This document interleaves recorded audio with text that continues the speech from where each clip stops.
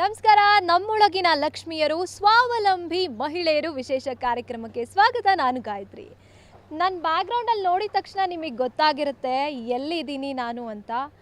ಅತಿರಥ ಮಹಾರಥ ಸಾರಥಿ ಅಂತ ಹೇಳ್ಕೊಂಡು ಹೆಣ್ಮಕ್ಳೇ ಸ್ಟ್ರಾಂಗ್ ಗುರು ಅಂತ ಹೇಳೋಕ್ಕೆ, ಅಂದರೆ ಹೆಣ್ಮಕ್ಳು ಪೈಲಟ್ ಆಗೋಕ್ಕೂ ರೆಡಿ, ಆಟೋ ಡ್ರೈವರ್ ಆಗೋಕ್ಕೂ ರೆಡಿ ಅಂತ ಹೇಳೋಕ್ಕೆ ನಿಂತಿದ್ದಾರೆ ನಮ್ಮ ಜೊತೆ ಪಾರು ಅವರು. ಬನ್ನಿ ಪಾರು ಅವ್ರನ್ನ ಮಾತಾಡ್ಸ್ತಾ ಹೋಗೋಣ. ಅವರು ಆಟೋ ಡ್ರೈವರ್ ಆಗಿದ್ಕೊಂಡು ಸ್ವಾವಲಂಬಿಯಾಗಿ ಬದುಕ್ತಾ ಇದ್ದಾರೆ. ಪಾರು ಅವರೇ ನಮಸ್ಕಾರ. ನಮಸ್ತೆ ಮೇಡಮ್. ವರಮಹಾಲಕ್ಷ್ಮಿ ಹಬ್ಬದ ಶುಭಾಶಯ ಮೊದಲಿಗೆ ನಿಮಗೆ. ನಿಮಗೂ ಸಹ ವರಮಹಾಲಕ್ಷ್ಮಿ ಹಬ್ಬದ ಶುಭಾಶಯಗಳು. ನಾಡಿನ ಸಮಸ್ತ ಜನತೆಗೂ ವರಮಹಾಲಕ್ಷ್ಮಿ ಹಬ್ಬದ ಶುಭಾಶಯಗಳು ಮೇಡಮ್.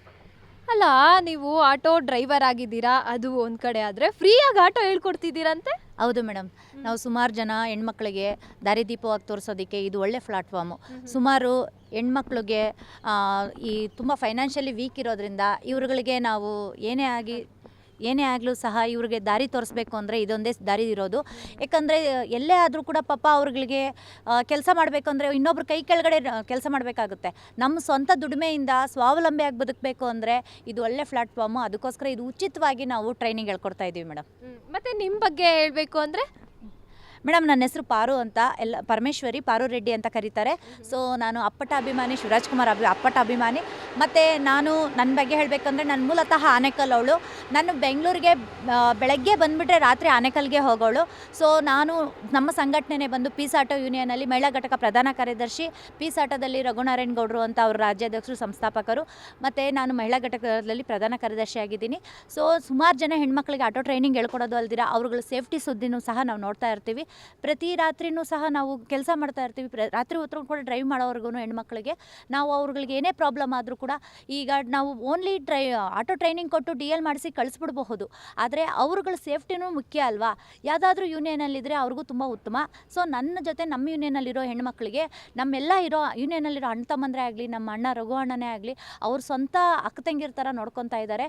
ಸೊ ಅವ್ರುಗಳಿಗೆ ಏನೇ ಒಂದು ಕಷ್ಟ ಆದರೂ ಸಹ ನೋಡ್ಕೊಳೋದೇ ಆಗಲಿ, ಅವ್ರು ನೈಟ್ ಏನಾದರೂ ಡ್ರೈವ್ ಮಾಡುವಾಗ ಆದರೂ ಅವ್ರಿಗೆ ಲೈವ್ ಲೊಕೇಶನ್ ಹಾಕಿ ಅವ್ರಿಗೆ ಏನೇ ಕಷ್ಟ ಆದರೆ ಅಲ್ಲಿರೋ ಅಣ್ಣ ತಮ್ಮಂದ್ರು ಅಕ್ಕಪಕ್ಕ ಇರೋರೆಲ್ಲ ಸ್ಪಂದಿಸಿ ಒಳ್ಳೆ ರೀತಿನಲ್ಲಿ ನೋಡ್ಕೊತಾ ಇದ್ದಾರೆ ಮೇಡಮ್. ಇದು ನನ್ನ ಪರಿಚಯ ಹೇಳ್ಕೊತಾ ಇದ್ದೀನಿ.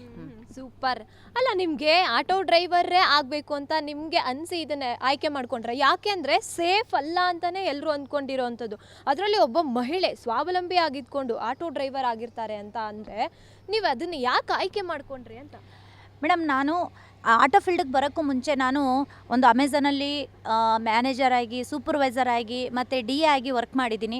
ಒಂದು ಮೆಡಿಕಲಲ್ಲಿ ಕೆಲಸ ಮಾಡಿದ್ದೀನಿ, ಹೋಟೆಲಲ್ಲಿ ಸರ್ವೆಂಟ್ ಕೆಲಸ ಮಾಡಿದ್ದೀನಿ, ಅದ್ರ ಜೊತೆನಲ್ಲಿ ಸ್ಕೂಲಲ್ಲಿ ಆಯಾ ಕೆಲಸ ಮಾಡಿದ್ದೀನಿ. ಆಟೋ ಡ್ರೈವರ್ ಆಗೋಕ್ಕೂ ಮುಂಚೆ ಇಷ್ಟೆಲ್ಲ ಮಾಡಿದ್ದೀನಿ. ಅದು ಮಾಡ್ತಾ ಇದ್ದಿದ್ದು ಕೆಲಸ ಇನ್ನೊಬ್ರ ಕೈ ಕೆಳಗಡೆ.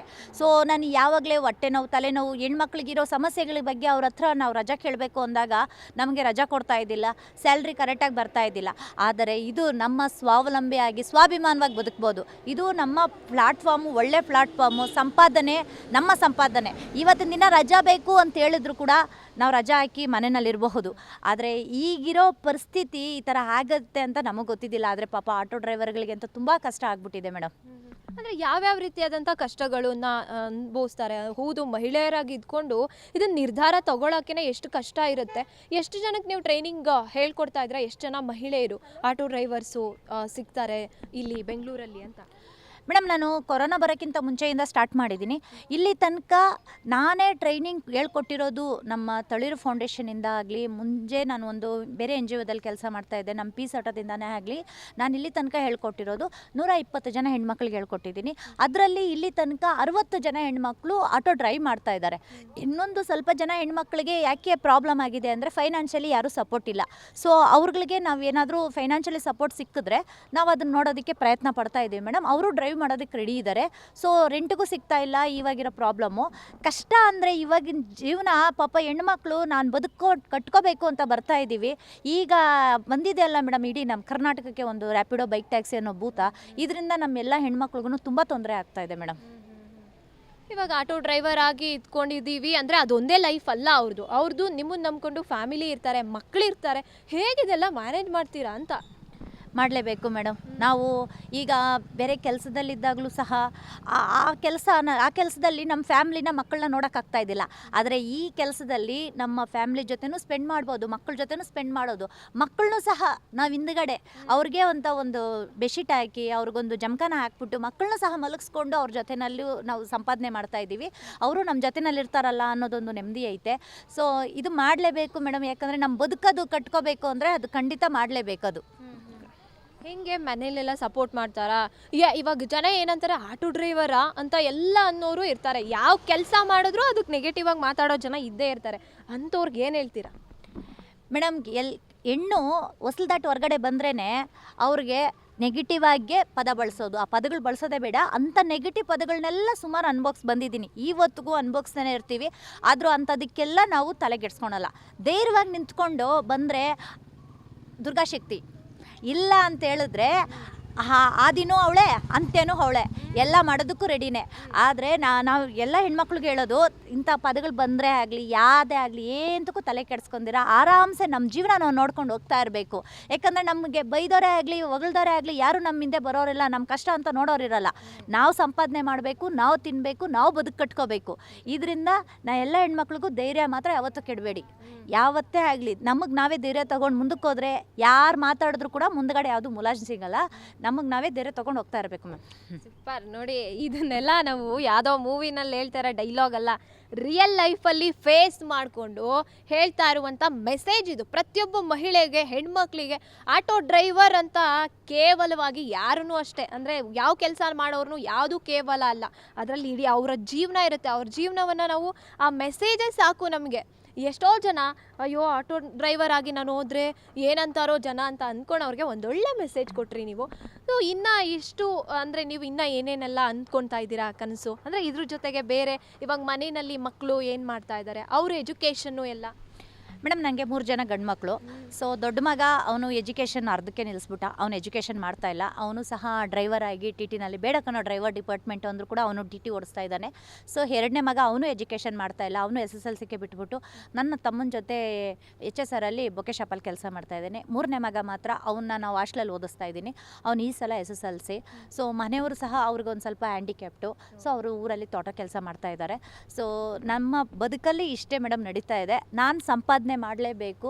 ನಮ್ಮ ಮನೆಯವರೇ ಒಂದು ಸಲ ಹೇಳಿದರು, ಫಸ್ಟ್ ಒಂದು ಸಲ ಅವರು ಮುಂಚೆ ಒಂದು 2 ಸ್ಟ್ರೋಕ್ ಗಾಡಿ ಇತ್ತು. ಆ ಗಾಡಿ ಓಡಿಸೋವಾಗ ನನಗೆ ಹೇಳ್ಕೊಡು ಅಂದಾಗ ಕೊಟ್ಟಾವಾಗ ಒಂಚೂರು ಮುಂದಕ್ಕೆ ಹೋಗ್ಬಿಟ್ಟು ಗಾಡಿ ಗುದ್ದುಬಿಟ್ಟಿದ್ದೆ. ಅದಕ್ಕೆ ನೀನು ಕಲಿಯಲ್ಲ ಅಂದಿದ್ರು. ಆವತ್ತೇ ನಾನು ಹಠ ಮಾಡಿದೆ, ನಾನು ಕಲಿತು ನಿನ್ನನ್ನು ಯಾವತ್ತಾದರೂ ತೋರಿಸ್ತೀನಿ ಅಂತ. ನಾನು ತೋರಿಸಿದ್ದೀನಿ. ನಾನು ಸುಮಾರು ಜನ ಹೆಣ್ಮಕ್ಳಿಗೆ ಹೇಳ್ಕೊಟ್ಟಿದ್ದೀನಿ, ಬಾ ನೋಡು ಅಂತ ಹೇಳಿದಾಗ ನಂದು ಪೇಪರಲ್ಲಿ ಟಿವಿನಲ್ಲಿ ಸುಮಾರು ಬಂದಾಗೆಲ್ಲನೂ ಸಹ ತುಂಬ ಖುಷಿ ಪಡ್ತಾರೆ. ಮಕ್ಕಳಂತೂ ತುಂಬ ಖುಷಿ ಪಡ್ತಾರೆ, ತುಂಬ ಇಷ್ಟಪಡ್ತಾರೆ. ಹೆಣ್ಮಕ್ಳಂತೂ ಪಾಪ ನಾವು ಕೆಲವೊಂದು ಫೇಸ್ಬುಕ್ಕು ಸಾಮಾಜಿಕ ಜಾಲತಾಣದಲ್ಲಿ ತುಂಬ ವೀಡಿಯೋಸ್ ಹಾಕಿದ್ದೀವಿ ಹೆಣ್ಮಕ್ಳಿಗೆ ಉಚಿತವಾಗಿ. ಆ ಹೆಣ್ಮಕ್ಳು ನೋಡಿದಾಗ ಅವರು ಸಹ ಕೇಳಿರ್ತಾರೆ, ಮೇಡಮ್ ನೀವು ನಿಮ್ಮ ಥರ ಆಗಬೇಕು ಅಂತ. ನನ್ನ ಥರ ಆಗೋದೇ ಬೇಡಮ್ಮ, ನೀವು ನಿಮ್ಮ ಲೈಫಲ್ಲಿ ನೀವು ಧೈರ್ಯವಾಗಿರ್ರಿ. ಸೊ ನೀವು ಧೈರ್ಯವಾಗಿದ್ದುಕೊಂಡು ನೀವು ಇನ್ನೊಬ್ರಿಗೆ ಮಾದರಿ ಥರ ಇದ್ಬಿಡಿ. ಸೊ ಏನಂತೆ, ನೀವು ಒಂದು ಟ್ರೈನಿಂಗಿಗೆ ಅಂತ ಬರ್ತಿರಲ್ಲ, ನೀವೊಂದು ಆಟ ಕಲಿತು ನೀವು ಓಡಿಸಿದಾಗ ನಿಮಗೆ 100 ಜನ ಸಿಗ್ತಾರೆ. 100 ಜನ ಬಂದಾಗ ಕಸ್ಟಮರ್ನ ದೇವ್ರ ಥರ ನೋಡ್ಕೊಂಡು ಹೋಗಿ ಸಾಕು. ಅವ್ರು ಬಂದಾಗ ಒಂದು ಸ್ಮೈಲ್ ಕೊಡಿ, ಗುಡ್ ಮಾರ್ನಿಂಗ್ ಹೇಳಿ, ಅವರು ಇದು ಹತ್ತುವಾಗ ಅವ್ರಿಗೊಂದು ಸ್ಮೈಲ್ ಆಗಿ ಮಾತಾಡಿಸಿ, ನಗ್ನತ ಮಾತಾಡಿಸಿ. ಅದೇ ಒಳ್ಳೇದು. ಆವತ್ತಿನ ದಿನ ಸಾರ್ಥಕ ಆಗಿರುತ್ತೆ. ಯಾಕಂದರೆ ನನ್ನ ಅನುಭವದ ಪ್ರಕಾರ ಎಷ್ಟೋ ಜನ ಕಸ್ಟಮರ್ಸು ನಮ್ಮ ಹತ್ರ ಫೋಟೋಸ್ ತಗೊಂಡಿದ್ದಾರೆ. ಅವ್ರ ಫೇಸ್ಬುಕ್ಕು, ಇನ್ಸ್ಟಾಗ್ರಾಮ್, ಯೂಟ್ಯೂಬಲ್ಲೆಲ್ಲ ಹಾಕ್ಕೊಂಡಿದ್ದಾರೆ. ಸೊ ಅದ್ರ ಜೊತೆಯಲ್ಲಿ ಮತ್ತು ನಮಗೆ ಯಾರಾದರೂ ಹೀರೋಗಳೆಲ್ಲ ಸಿಕ್ಕಿದಾಗೂ ಸಹ ಅವರು ಸಹ ನಮಗೆ ತುಂಬ ರೆಸ್ಪೆಕ್ಟ್ ಕೊಡ್ತಾ ಇದ್ದಾರೆ. ನಾವು ಆಟೋಗಳಿಗೆ ಇದ್ರ ಜೊತೆಯಲ್ಲಿ ಯಾವುದಾದ್ರೂ ಪ್ರಮೋಷನ್ಗಳಿಗೆ ಅದಕ್ಕೂ ಆಟೋಗಳು ಕರೆದಾಗ ಅವರು ತುಂಬ ಹೀರೋಗಳಾಗಲಿ ಹೀರೋಯಿನ್ಗಳಾಗಲಿ ಅವ್ರ ಪಕ್ಕದಲ್ಲಿ ನಿಂತ್ಕೊಂಡು ನಮ್ಮ ಜೊತೆ ಫೋಟೋಸ್ ತೆಗಿತಾರೆ. ಅವೆಲ್ಲ ನೋಡ್ತಾ ಇದ್ದರೆ ನಮಗೆ ತುಂಬ ಖುಷಿ ಆಗುತ್ತೆ. ಇದೊಂಥರ ಹೆಮ್ಮೆ ಅನಿಸುತ್ತೆ, ಪ್ರೌಡ್ ಅನಿಸುತ್ತೆ ಮ್ಯಾಮ್. ನಿಜವಾಗ್ಲೂ ಪ್ರೌಡ್. ಇದು ನಿಜವಾಗ್ಲೂ ಎಂಥ ಧೈರ್ಯವಂತರು ಮಾತ್ರ ಈ ರೀತಿಯಾದಂಥ ನಿರ್ಧಾರಗಳನ್ನ ತಗೊಳ್ಳೋಕ್ಕೆ. ಇದು ನಿಜವಾಗ್ಲೂ ಸಾಧನೆ. ಒಂದು ಆಟೋ ಕಲ್ತ್ಕೊಂಡು ಈ ಟ್ರಾಫಿಕ್ಕು ಇದೆಲ್ಲ ನೋಡಿದಾಗ ನನಗೆ ಈಗಲೂ ಒಂದು ಬೈಕ್ ಓಡ್ಸೋಕ್ಕೇ ಭಯ ಆಗುತ್ತೆ. ಈ ಟ್ರಾಫಿಕಲ್ಲಿ, ಈ ಬೆಂಗಳೂರಲ್ಲಿ ನಾನು ಇದುವರೆಗೂ ಬೈಕ್ ಮುಟ್ಟಿಲ್ಲ ಓಡಿಸೋದಕ್ಕೆ, ಎಷ್ಟು ಭಯ ಆಗುತ್ತೆ. ಅದರಲ್ಲಿ ನೀವು ಇದಿಟ್ಟ ನಿರ್ಧಾರ ತಗೊಂಡು ಹೇಗೆ ಅದನ್ನೆಲ್ಲ ಮ್ಯಾನೇಜ್ ಮಾಡಿಕೊಂಡು ಟ್ರಾಫಿಕ್ ರೂಲ್ಸ್ನ ಫಾಲೋ ಮಾಡಬೇಕು, ಈ ಕಡೆ ಕಸ್ಟಮರ್ಸ್ನ ಅವರು ಸ್ಟ್ರೆಸ್ಸಲ್ಲಿರ್ತಾರೆ ಅದನ್ನೆಲ್ಲ ಫಾಲೋ ಮಾಡಬೇಕು. ಯಾವತ್ತಾದರೂ ಹಂಗೆ ಅನಿಸಿದೆಯಾ, ಯಾಕಾದರೂ ಈ ನಿರ್ಧಾರ ತಗೊಂಡೆ ಅಂತ? ಮೇಡಮ್, ಯಾಕೆಂದರೆ ಕಸ್ಟಮರ್ ಒಬ್ಬೊಬ್ಬರು ಯಾವ ಥರ ಬರ್ತಾರೆ ಅಂತ ಗೊತ್ತಿರಲ್ಲ. ಪಾಪ ಅವ್ರದ್ದು ಟೆನ್ಷನ್ಸ್ ಇರುತ್ತೆ, ನಮಗೂ ಟೆನ್ಷನ್ ಇರುತ್ತೆ. ಅದಕ್ಕೆ ಗಾಡಿಗೆ ಹತ್ತ ಮೇಲೆ ನಮ್ಮ ಟೆನ್ಷನ್ ಊರಿದ್ರು ಕೂಡ ಸೈಡಲ್ಲಿ ಇಕ್ಬಿಡ್ತೀವಿ. ಅವ್ರದ್ದೇನೇ ಟೆನ್ಷನ್ ಇದ್ದಾಗ ಅವ್ರು ಹತ್ತವಾಗ ನಾವು ಒಂದು ಸ್ಮೈಲ್ ಕೊಟ್ಬಿಟ್ರೆ ಮೇಡಮ್, ಪಾಪ ಅವ್ರು ಟೆನ್ಷನ್ನೇ ಬಿಟ್ಬಿಡ್ತಾರೆ. ಅವ್ರು ಏನಾದರೂ ಜಲ್ದಿ ಹೋಗಬೇಕು ಅಂದಾಗ ನಮಗೆ ಪ್ರೆಸರೇ ಹಾಕಲ್ಲ, ಆರಾಮ್ಸೆ ಹೋಗಿ ಅಂತಾರೆ. ಸೊ ನನಗೆ 10 ವರ್ಷ ನನ್ನ ಎಕ್ಸ್ಪೀರಿಯೆನ್ಸಲ್ಲಿ ಕಸ್ಟಮರ್ ಯಾರೂ ನನ್ನ ಹತ್ರ ರೂಡಾಗಿ ಬಿಹೇವ್ ಮಾಡಿಲ್ಲ. ಸೊ ನಾನು ನೈಟ್ ಆ್ಯಂಡ್ ಡೇ ಎಲ್ಲ ಗಾಡಿ ಓಡಿಸಿದ್ದೀನಿ. ನಾನು 2 ಗಂಟೆ ರಾತ್ರಿ 3 ಗಂಟೆ ರಾತ್ರಿ ಸುಮಾರು ಹೊತ್ತೆಲ್ಲ ನಾನು ಗಾಡಿ ಓಡಿಸಿದ್ದೀನಿ. ನನಗೆ ಇವತ್ತಿಗೂ ಸಹ ಯಾವತ್ತೇ ಕಸ್ಟಮರಿಂದ ಏನೇ ಪ್ರಾಬ್ಲಮ್ ಆಗಿಲ್ಲ. ನಾವು ಹೇಳಿಲ್ವಾ, ಅಣ್ಣವ್ರು ಹೇಳಿದ್ದಾರೆ, ಅಭಿಮಾನಿಗಳೇ ನಮ್ಮನೆ ದೇವರು ಅಂದಾಗ ನಾವು ಆಟೋ ಡ್ರೈವರ್ ಹೇಳ್ತೀವಿ, ಕಸ್ಟಮರ್ಸೇ ನಮ್ಮನೆ ದೇವರು ಅಂತ. ಮತ್ತೆ ಒಂದು ಸಾಂಗ್ ಇದೆ ದರ್ಶನ್ ಅವ್ರದ್ದು, ಅತಿರಥ ಮಹಾರಥ ಸಾರಥಿ ಅಂತ. ಸಾಂಗ್ ಏನಾದರೂ ಹಾಡ್ತೀರಾ? ಹತ್ತಿರಥ ಮಹಾರಥ ಸಾರಥಿ, ಸೂರ್ಯನಿಗೆ ಎತ್ತಬೇಕು ಹಾರತಿ, ಕೈ ಮುಗಿದು ಹೇರು, ಇದು ಕನ್ನಡದ ತೇರು. ಸೂಪರ್. ಸೊ ಇದು ಕನ್ನಡಿಗನ ತೇರು ಅಲ್ಲ, ಕನ್ನಡತಿಯ ತೇರು, ಕೈ ಮುಗಿದು ಏರಬೇಕು. ಆಮೇಲೆ ಎಷ್ಟು ಆ ಲೈನಲ್ಲಿರೋ ಪ್ರತಿಯೊಂದು ಕೂಡ ನಿಮಗೆ ಸೂಕ್ತವಾಗಿ ಸೂಟ್ ಆಗುತ್ತೆ ಅಂತ ಹೇಳ್ಬೋದು. ಅಷ್ಟು ಧೈರ್ಯ ಇರಬೇಕು. ಒಬ್ಬ ಮಹಿಳೆ ನಿಂತ್ಕೊಂಡು ಸ್ವಾವಲಂಬಿಯಾಗಿ ಇನ್ನೂ 4 ಜನಕ್ಕೆ ನೀವು ಸ್ಫೂರ್ತಿ ತುಂಬ್ತಿದ್ದೀರ ಅಂದರೆ ನಿಜವಾಗ್ಲೂ ಗ್ರೇಟ್. ಮತ್ತು ಇನ್ನು ಯಾರ್ಯಾರು ಚಿಕ್ಕವರಾಗಿರ್ಬೋದು, ದೊಡ್ಡವರಾಗಿರ್ಬೋದು, ಮಹಿಳೆಯರಿಗೆ ಏನು ಹೇಳೋಕ್ಕೆ, ಏನು ಮೆಸೇಜ್ ಕೊಡೋಕ್ಕೆ ಇಷ್ಟಪಡ್ತೀರಾ? ನಾವು ಈಗಿರೋ ಈ ಕಾಲದಲ್ಲಿ ಆಗಲಿ, ಈ ಕಲಿಯುಗದಲ್ಲಾಗಿ ಒಂದು ಹೆಣ್ಣು ಬದುಕಬೇಕು ಅಂದರೆ ತೀರಾ ಕಷ್ಟ ಇದೆ, ತುಂಬ ಅಂದರೆ ತುಂಬ ಕಷ್ಟ ಇದೆ. ಸೊ ಅದು ಒಂದು ದಾರಿನಲ್ಲಿ ಹೋಗಬೇಕು ಅಂದಾಗ ಹೊಸಲ್ದಾಟ್ ಹೊರಗಡೆ ಬಂದ್ರೆ ಹೇಳಿಲ್ವಾ, ತುಂಬ ಕೆಟ್ಟದಾಗಿ ಯೋಚನೆ ಮಾಡ್ತಾರೆ. ತಲೆ ಕೆಡಿಸ್ಕೊಂಡಿರ ನಾನು ಬದುಕಬೇಕು ಅಂತ ಬರೋರಿಗೆ ದಾರಿ 100 ಇರುತ್ತೆ. ಆ 100 ದಾರಿನಲ್ಲಿ ನನಗೆ ಆಟೋ ದಾರಿನೇ ಬೆಟ್ಟರು ಅನಿಸ್ತಾ ಇದೆ. ಯಾರೇ ಆಗಲಿ, ಕಷ್ಟ, ನನ್ನ ಜೀವನ ಕಷ್ಟ ಇದೆ, ಇದಕ್ಕೇನು ಎಜುಕೇಷನ್ ಏನು ಬೇಡ, ನಾವೇ ಕಲಿಸ್ಕೊಡ್ತೀವಿ. ನಾವು ಹೆಣ್ಮಕ್ಳಿಗೆ ಆಟೋ ಟ್ರೈನಿಂಗ್ ಹೇಳೋದಲ್ಲ, ಆಟೋ ಟ್ರೈನಿಂಗು DL ಮಾಡಿಸ್ಕೊಡೋದೇ ಅಲ್ದಿರ life skills classes, self defence classes, grooming section ಎಲ್ಲ ಸಹ ಹೇಳ್ಕೊಡ್ತೀವಿ. ಯಾಕಂದರೆ ಅವ್ರಿಗೆ ಸೇಫ್ಟಿ ಮಾಡ್ಕೊಬೇಕು ಅನ್ನೋದನ್ನು ಕೂಡ ಹೇಳ್ಕೊಡ್ತೀವಿ. ಆ ಹೆಣ್ಮಕ್ಳಿಗೆ ನಮ್ಮನ್ನು ಕಾಂಟ್ಯಾಕ್ಟ್ ಮಾಡಬಹುದು. ನಾವು ಅವ್ರಿಗೆ ಯಾವಾಗಲೂ ಸಹ ಸೇವೆಯಲ್ಲಿರ್ತೀವಿ. ಎಲ್ಲ ಹೆಣ್ಮಕ್ಳು ಸಹ ನಿಮ್ಮ ಬದುಕು ಕಟ್ಕೋಬೇಕು ಅನ್ನೋರು ಯಾರಾದರೂ ಇದ್ದರೆ ನಮ್ಮನ್ನು ಕಾಂಟ್ಯಾಕ್ಟ್ ಮಾಡಿ, ನಾನು ಗ್ಯಾರಂಟಿ ನಾನು ನಿಮಗೆ ಆಟೋ ಟ್ರೈನಿಂಗ್ ಹೇಳ್ಕೊಟ್ಟು DL ಮಾಡಿಸ್ಕೊಡ್ತೀನಿ. ಸೂಪರ್, ಅದು ಫ್ರೀಯಾಗಿ. ಮತ್ತು ನೀವು ಸೆಲ್ಫ್ ಡಿಫೆನ್ಸ್ ಅಂತ ಹೇಳಿದಾಗ ನಂಗೆ ಒಂದು ಪದ ನೆನಪಾಯಿತು. ಇವಾಗ ಹೆಣ್ಮಕ್ಳು ರಾತ್ರಿ ಹೊತ್ತು 12 ಗಂಟೆಯಲ್ಲಿ ಮನೆಯಿಂದ ಯಾವಾಗ ಆರಾಮಾಗಿ ಬರ್ತಾರೋ ಅವಾಗ ಮಾತ್ರ ನಮಗೆ ಸ್ವಾತಂತ್ರ್ಯ ಸಿಕ್ತು ಅಂತ ಹೇಳ್ತಾರೆ. ಇವಾಗ ಎಲ್ಲನೂ ಆಗ್ತಾ ಇದೆ, ಆದರೆ ಹೆಣ್ಮಕ್ಳಿಗೆ ಇನ್ನೂ ಸೇಫಾಗಿದ್ದಾರೆ ಅಂತ ನಂಬಿಕೆ ಅಂತೂ ಇಲ್ಲ. ಅಂಥದ್ರಲ್ಲಿ ನಾವು ಆಟೋ ಹತ್ತಿ ಹೋಗ್ತೀವಿ ಅಂತ ನಾವು ನಂಬಿಕೆ ಇಟ್ಕೊಂಡು ಹೋಗಿ ನಾವು ಮನೆಗೆ ತಲುಪ್ತೀವಿ ಅನ್ನೋದು ನಂಬಿಕೆ ಇಲ್ಲ, ಆ ಥರ ಆಗಿಬಿಟ್ಟಿದೆ.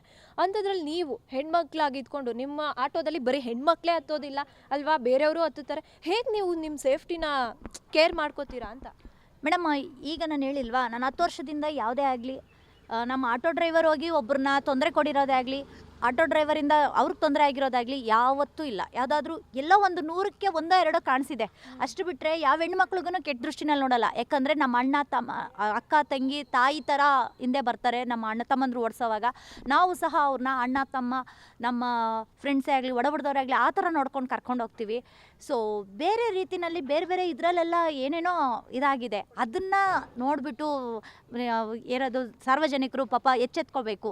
ಅಂಥದ್ದನ್ನೆಲ್ಲ ಯೂಸ್ ಮಾಡ್ದಿರಾ ಆಟೋನೇ ಯೂಸ್ ಮಾಡಿ, ಆಟೋನೇ ಬಳಕೆ ಮಾಡಿದ್ರೆ ಸೊ ಅವ್ರುಗಳು ಕೂಡ ಒಳ್ಳೇದಾಗುತ್ತೆ.